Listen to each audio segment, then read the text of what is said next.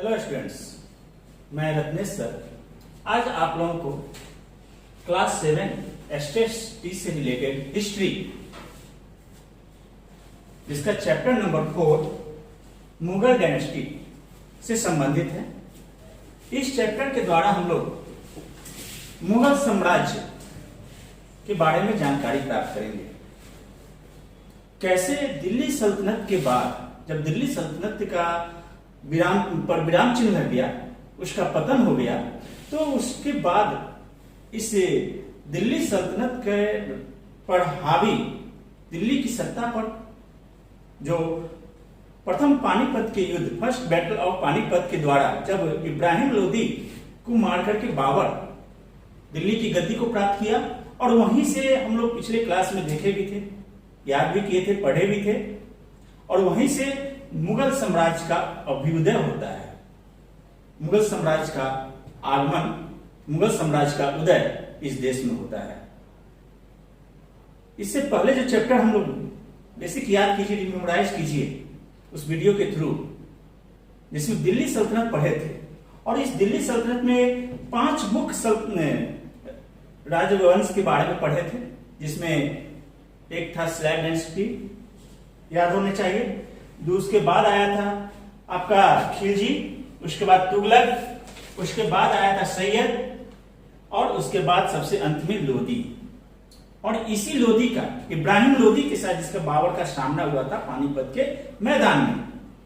तो ये सारी बातें हमारी पिछली क्लासेस की हैं, और उसका असाइनमेंट भी आप लोग संभवतः कंप्लीट कर लिए होंगे। नहीं किए होंगे तो उसको कंप्लीट कीजिए और अविलंब अपने विद्यालय में आकर के उसको सबमिट कीजिए, ताकि हम लोग देखें कि आपकी कितनी तैयारी हम लोगों के द्वारा जो करवाई जा रही है उसमें हम लोग सक्सेस हो रहे हैं कि नहीं हो रहे हैं। यह आपके ऊपर डिपेंड है। तो अब हम लोग 4th चैप्टर मुगल साम्राज्य के बारे में जानकारी प्राप्त करेंगे। ये तो हम लोग जान रहे हैं कि हमारा जो ये भारतीय उपमहाद्वीप है काफी विशाल था और है। यहाँ पर विभिन्न धर्म, विभिन्न संस्कृति के लोग विराजमान हैं, रह रहे हैं। यानी विविधता भरी संस्कृति के, विविधता भरी इस धर्मावलंबी वाले देश में सत्ता को संचालित करना एक टेढ़ी खीर है।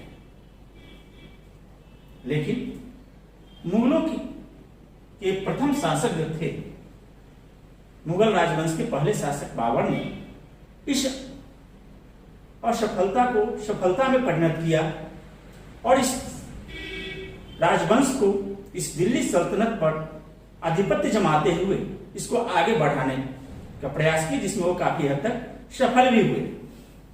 उनके जितने भी उत्तराधिकारी आए, चाहे बाबर के बाद उनका उत्तराधिकारी हुमायूं आया, हुमायूं के बाद अकबर आया, अकबर के बाद आपका जहांगीर, शाहजहां, औरंगजेब, वो सब अपने अपने तरीकों से इसे राज सत्ता को, दिल्ली की गद्दी को, इसकी सीमा का विस्तार करने की कोशिश की और उसमें सफलता भी प्राप्त की। तो इस चैप्टर में जो प्रमुख टॉपिक है, जिसमें बाबर, जिसकी राज सत्ता 1526 से 30 तक चला, उसके बाद आया हुमायूं जो 1530 से 1540, और उसके बीच के शासनकाल में जब हुमायूं को बिहार के एक छोटे से रियासत के शासक जिस कहा जाए, या उसको हम लोग क्या कहते हैं, उसको एक तरह से छोटे से क्षेत्र के जो शासक हुए जमींदार के रूप में, उनका जो मुख्य कार्यकर्ता अधिकारी था शेरशाह सूरी, शेरशाह सूरी के द्वारा हुमायूं को परास्त किया गया 1540 ईस्वी में, जिसके कारण वह भाग करके ईरान चला गया, और पुनः दोबारा जब आता है तो 1555 से 1556 तक इसकी शासनकाल रहती है, और 1556 में वह अपने ही घर में सीढ़ी से गिरने के क्रम में उसकी मृत्यु हो जाती है। तो ये सारी बातें हम लोग देखेंगे, आगे पढ़ेंगे। तो यहां सबसे पहले आप लोग इसको थोड़ा हमेशा के लिए याद कर लीजिए, जो हम नीचे लिख दिए हैं कि तैमूर का उत्तराधिकारी यानी उसका पुत्र हुआ मीरान शाह, मीरान शाह का पुत्र हुआ सुल्तान मोहम्मद मिर्जा, सुल्तान मोहम्मद मिर्जा का पुत्र अबू सैयद, उसका पुत्र हुआ उमेर शेख और उमेर शेख का पुत्र हुआ बाबर। यानी कहने का अर्थ हुआ कि लगभग 7-8 पीढ़ी 6 पीढ़ी ऊपर तैमूर आया। तो तैमूर से ही बाबर यानी मुगल साम्राज्य का रिलेशनशिप जोड़ा जा रहा है। तो ये आप लोग ध्यान रखें कि ये तैमूर जो है, चूंकि वह अपने यहां का शासक नहीं था, वह एक विदेशी शासक था, तो मुगलों का उदय कैसे हुआ, तो इस पर हम लोग चर्चा करें।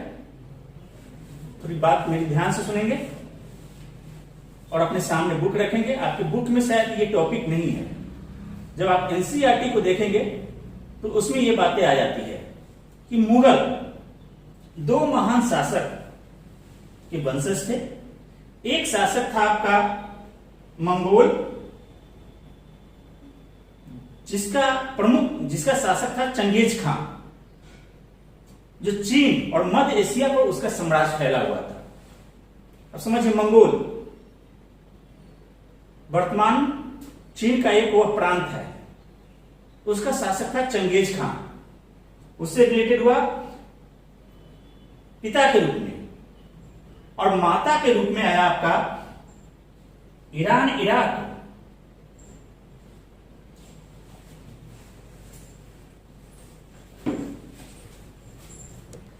तो हम लोग बता रहे थे कि तैमूर, क्योंकि चंगेज उसके पिता से संबंधित था और माता से संबंधित था, और पिता के रूप में तैमूर जो कि एक बहुत बड़ा लुटेरा था, साथ ही साथ तुर्की ईरान के क्षेत्रों पर आधिपत्य करने वाला वो शासक था। इस तैमूर के रूप में, परंतु मुगल को अपने आप को मंगोल कहलाना पसंद नहीं किए। अब देखिए, सबसे इंपॉर्टेंट बात ये आती है कि चूंकि पिता के रूप में चंगेज खान का रिलेशनशिप बना, माता के रूप में तैमूर के वंशज आए, तो इन दोनों के संबंध से जो संतान की उत्पत्ति हुई, तो वह जो संतान नेक्स्ट जनरेशन हुआ, वह अपने आप को मंगोल कहलाना नहीं पसंद किया। वह अपने आप को तैमूर के वंशज के रूप में आगे बढ़ाने की कोशिश किया। इसका सबसे पहला प्रमुख कारण रहा कि चूंकि चंगेज जो कि मंगोलियन था, वह काफी लूट मार करने वाला, हत्या करने वाला, आतताई जिसको कहते हैं, ऐसा शासक था, जिसके कारण ये वंशज जो है अपने आप को उससे संबंध जोड़ करके देखना पसंद नहीं करता था। उसकी स्मृतियों को अपने आप में सहेजना नहीं चाहता था। तैमूर के वंशज होने पर वह गर्व महसूस करते थे। मंगोल पर गर्व उनको नहीं था, लेकिन तैमूर के साथ अपने आप को रिलेशनशिप में रखना, वह अपने आप को गौरवान्वित महसूस करते थे। इस तरह से उनके पूर्वज 1398 ईस्वी में दिल्ली पर कब्जा कर लिया। 1398 में, यानी तैमूर के पूर्वज, और वहीं से इस दिल्ली में जो शासन चलना प्रारंभ हुआ। तो अब हम लोग देखेंगे, अपने बुक से रिलेटेड आप देखिएगा कि इस्लामिक,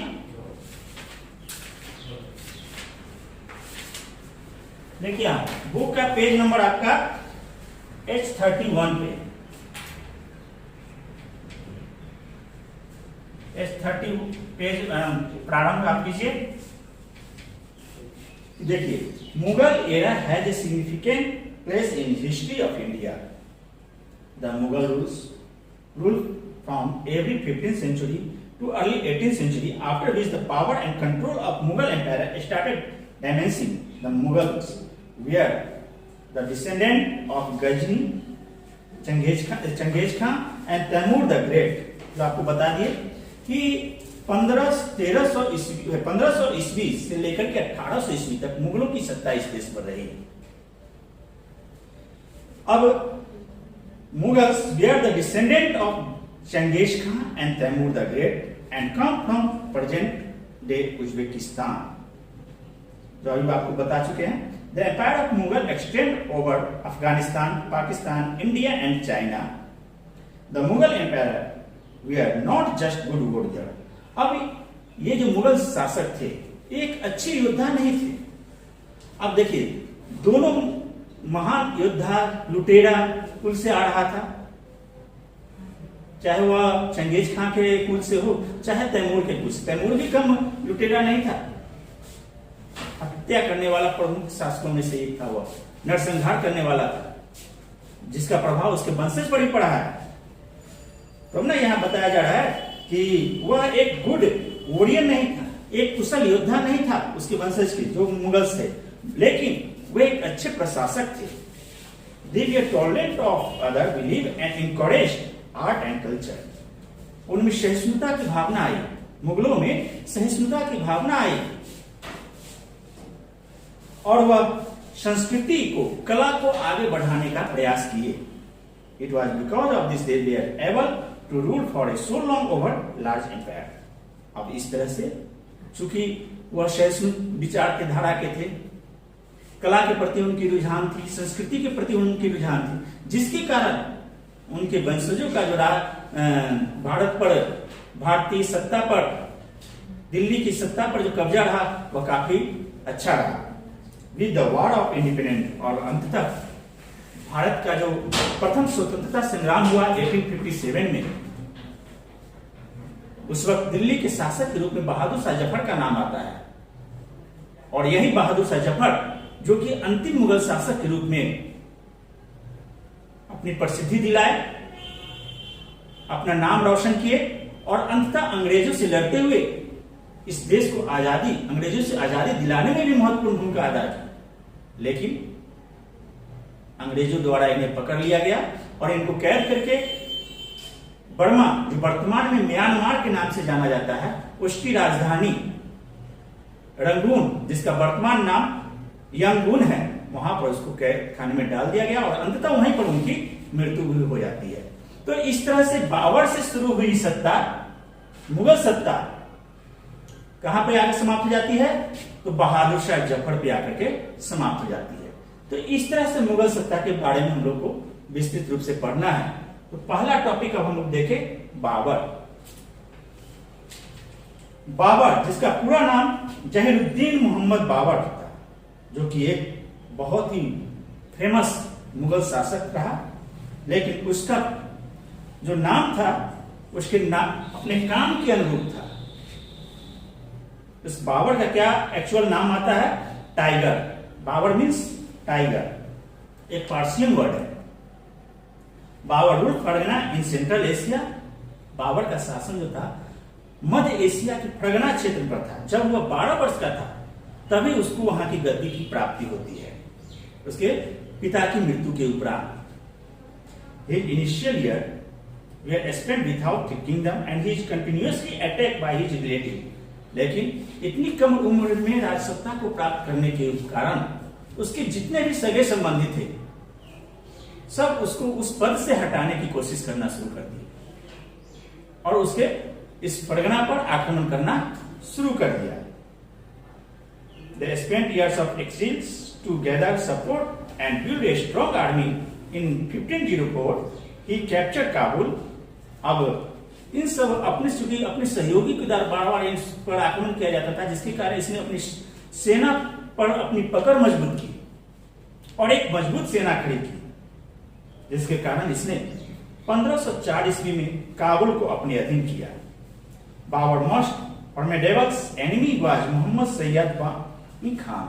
बाबर का जो प्रमुख प्रबल शत्रु जो था मोहम्मद सैयवानी खान, जिसने कई बार काबुल पर विजय प्राप्त करने के लिए आक्रमण किया, बाबर के प्रदेश पर आक्रमण किया। अंततः 1510 ईस्वी में क्या होता है कि शाह ऑफ पर्सिया, मान पर्सिया के जो शासक थे, सुल्तान थे, सिया सफेद, जिसने मोहम्मद सैयवानी खान को मार गिराया, और इस तरह से बाबर जो रिलैक्स हुआ और उसने बाबर के साथ सहयोग किया।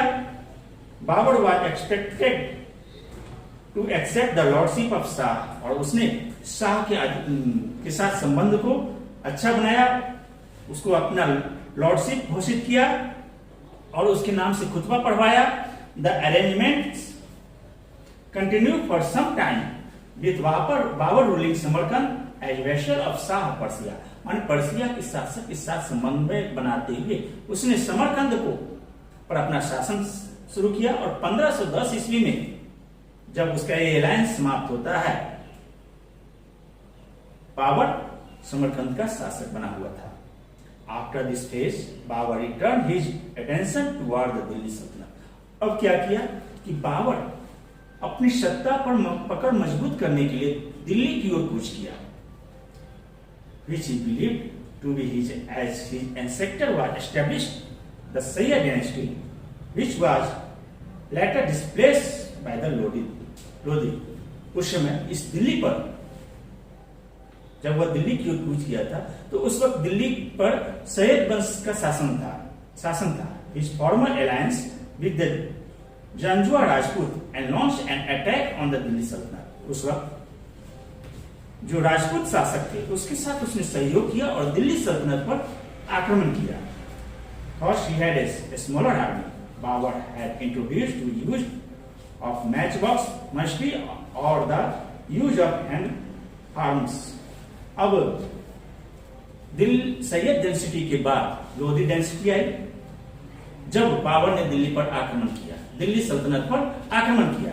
चूंकि Babar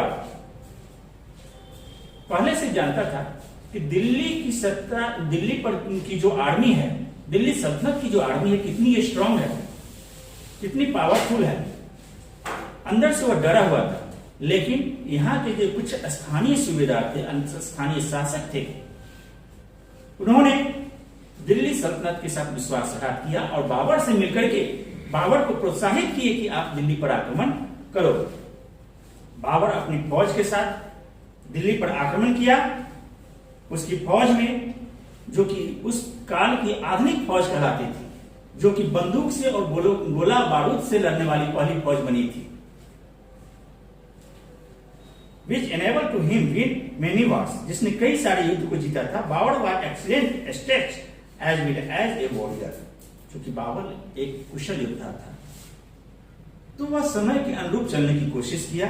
The two armies of Babur and Ibrahim Lodi meet at, और अंततः जो दिल्ली सल्तनत के उस वक्त के जो शासक थे, जो इससे पहले भी हम पिछले लेसन नंबर 3 में आपको बताए थे, दिल्ली सल्तनत की जो समाप्ति होती है, तो उसी में वही टॉपिक यहाँ आया। तो दोनों सेना बाबर और इब्राहिम लोदी की सेना जो है 1526 में पानीपत में उसका सामना होता है। उस वक्त बाबर की सेना का नेतृत्व हुमायूं कर रहा था। The Timur army into battle and came victory, और अंततः इसके नेतृत्व में बाबर की सेना विजयी होती है। इब्राहिम लोदी उस युद्ध में 21 अप्रैल 1526 को मारा जाता है और इस तरह से इस फर्स्ट बैटल ऑफ पानीपत में बाबर की विजय हुई। He immediately sent Humayun to capture Agra and Delhi, और तत्काल उसने अब क्या आदेश दिया कि दिल्ली सल्तनत पर तो कब्जा हो गया, अब क्या किया जाए, अपनी पकड़ को और मजबूत बनाने के लिए आगे की ओर बढ़ा जाए। आगरा की ओर कूच किया उसने। Babar himself follow Humayun on reaching Delhi had to कुतबा read in his name and then proceed to Agra. जैसे ही बाबर दिल्ली पर आया तो वहां अपने नाम का खुतबा पढ़वाया, यानी अपने आप को वहां का शहंशाह घोषित करवा दिया और हुमायूं को निर्देश दिया कि वह आगरा की ओर कूच कर जाए, आगरा की ओर प्रस्थान करे। On being presented the Kohinoor by the Raja of Gwalior in exchange for the safety of royals। अब उसी समय क्या किया गया कि बाबर की सेना, जो कि आधुनिक सेना के रूप में उस वक्त गोले बारूद के साथ, बंदूक के साथ युद्ध कर रही थी, उसकी सेना से घबरा करके ग्वालियर के जो शासक थे उसने कोहिनूर हीरा बाबर को समर्पित कर दिया कि आप मेरे साथ अच्छा संबंध बनाइए, आप मेरे ऊपर आक्रमण मत कीजिए, इसके एवज में हम आपको एक उपहार स्वरूप भेंट कर रहे हैं। He returned it, began an expert in jewels, said its value, और वह बताया गया कि यह कोहिनूर हीरा जो हम आपको सौंप रहे हैं इसकी क्या मूल्य है। ऐसा माना जाता है कि यह कोहिनूर हीरा value provide 2.5 day food for the world. ऐसा कहा जाता है या उस वक्त कहा गया था कि यह जो कोहिनूर हीरा जो हम आपको समर्पित कर रहे हैं एक एज सेफ्टी के रूप में राजपूत राजा के द्वारा बाबर को, उसमें उसको बताया गया था कि इस कोहिनूर हीरा की कीमत जो है इतनी ज्यादा है जिससे पूरे विश्व की जनसंख्या को आधे दिन का भोजन हम दे सकते हैं। तो ये बाबर के द्वारा हुआ। The Rajput had enfied under Rana Sanga of Mewar and wanted to defeat Babur. अब पुनः राजपूत क्या हुए? राणा संगा के नेतृत्व में एकत्रित होना शुरू हो गए, जो कि मेवाड़ के शासक थे। With the hope of liberating India and from Muslim rules. अब ये राजपूत क्या चाहते थे कि हम इस देश से, इस भारत से मुस्लिमों को बाहर कर दें। ऐसी उनकी आशा थी कि जब तक हम लोग संगठित नहीं होंगे हम यहां से मुस्लिमों को बाहर नहीं कर सकते हैं। इसलिए सभी राजपूत जो है, राजपूत शासक जो है, एक जगह संगठित हुए। The Rajput we are confident because of the large army. अब राजपूत क्यों इतने कॉन्फिडेंस में थे? क्योंकि उनके पास एक विशाल सेना थी। क्लाइमेट कंडीशन उनके फेवर में था। यहाँ की आबो हवा जो थी, क्योंकि राजपूत यहाँ के मूल निवासी बने हुए थे, बाबर आया था फरगना से, समरकंद से, तो यहाँ की परिस्थितियों से वह, यहाँ के वातावरण से वह, उसका सामना सही ढंग से नहीं हुआ था, अपने आप को एडजस्ट नहीं कर पाया था। इसलिए राजपूत आश्वस्त थे कि एक तो मेरी सेना मजबूत है, तो दूसरे यहाँ के क्लाइमेट मेरे फेवर में है। एंड द डिसेंट इन में Babur's army. Babur, on the other hand, wanted to establish an empire instead of just looting and plundering. और बाबर के जो सहयोगी थे वह चाहते थे कि हम यहाँ पर सिर्फ लूटपाट मचाए, गदर करे, लूटपाट मचाए। To inspire his unmotivated men, he declared war against the Rajput and vowed to abstain from alcoholic when had vanquished them. और इस तरह से उनको अनमोटिवेट किया गया, यहाँ के व्यक्तियों को।